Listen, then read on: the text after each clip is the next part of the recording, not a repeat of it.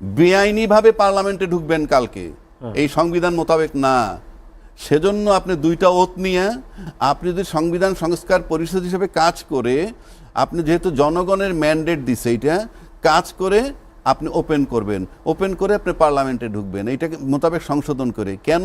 আমি প্রথমেই একটা কথা বলতে চাই, 12 তারিখে যে সংসদ অধিবেশনটা হতে যাচ্ছে, যাওয়ার আগে তারা সংসদ সদস্য হিসেবে ওথ নিছে, শপথ।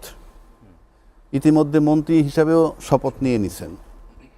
কিন্তু তাদেরকে যখন আমন্ত্রণ জানানো হইল, তখন সেখানে দুটো শর্তের কথা বলা হইল এবং সেটা মেনে তারা ওখানে গেল।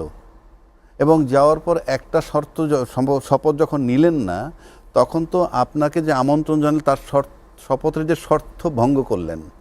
চিঠিতে হাতে পাওয়ার যেটা একটা অশুদ্ধ, অনৈতিক বা নিয়মতান্ত্রিক না, নিয়ম বহির্ভূত, একটার ক্ষেত্রে তো নিয়মতান্ত্রিক। তো